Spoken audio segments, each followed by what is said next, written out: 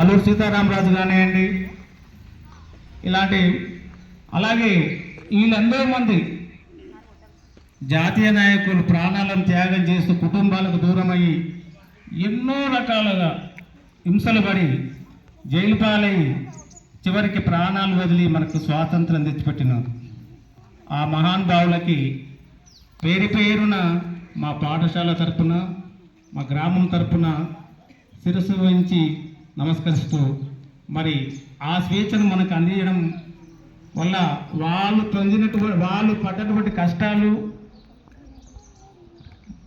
వాళ్ళ ప్రాణత్యాగాలు మనం ఎన్నిసార్లు స్మరించుకున్నా తరగనటువంటిది. ఎందుకంటే వాళ్ళంటూ లేకపోతే మనం ఇప్పుడు బానిసలుగానే బతికేవాళ్ళం. అందులో మనం తెలంగాణ వాళ్ళు ఇంకా బానిసలుగా బతికేవాళ్ళం. సర్దార్ వల్లభాయ్ పటేల్ అంటూ లేకపోతే మనం ఇప్పటికీ బానిసలుగానే బతికేవాళ్ళం వాస్తవమే. మరి ఆ కాలంలో రజాకర్స్ కాలం మన స్వాతంత్రం వచ్చినా కానీ, భారతదేశం స్వాతంత్రం వచ్చినా కానీ మన తెలంగాణకి స్వాతంత్రం రాలే ఆ కాలానికి. ఆ టైంలో మళ్ళీ సర్దార్ వల్లభాయ్ పటేల్ చొరవ తీసుకొని ఆ రజాకార్ల చెర నుంచి మనకు స్వాతంత్రం కల్పించారు.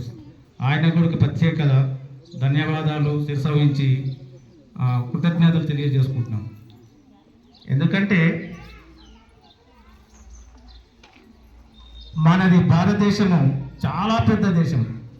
అన్నిటికీ కూడా అన్ని దేశాలు ఒక ఎత్తు అయితే మన భారతదేశం మరొక ఎత్తు. అది వాస్తవం. మన భారతదేశం ఆకారం చూస్తే ఓ శంకు ఆకారంలో ఉంటుంది. అంటే ఒక ప్రత్యేకత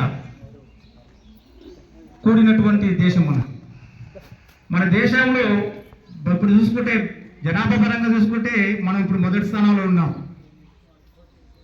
గత జనాభా లెక్కలకు ముందు అంటే 2011 వరకు చైనా ఉండే మొదటి దేశం జనాభాలో. మరి ఇప్పుడు మనం ముందుకు వచ్చినాం.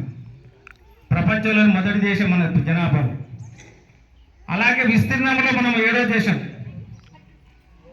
మన దేశంలో అనేకమైనటువంటి మతాలు ఉన్నాయి, కులాలు ఉన్నాయి, భాషలు ఉన్నాయి, సంస్కృతులు ఉన్నాయి, అనేక రకరకాలైన సంస్కృతులు ఉన్నాయి. మరి ఇవన్నీ దేనికుంటాయంటే ఒక ఖండానికి ఉంటాయి. ప్రపంచాన్ని 7 ఖండాలకు విభజించారు. ఎందుకంటే ఆ ఖండాలలో రకరకాల దేశాలు ఉంటాయి.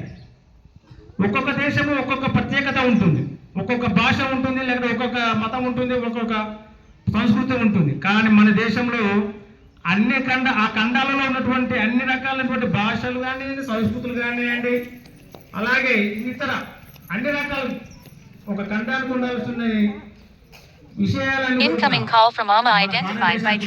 భారతదేశం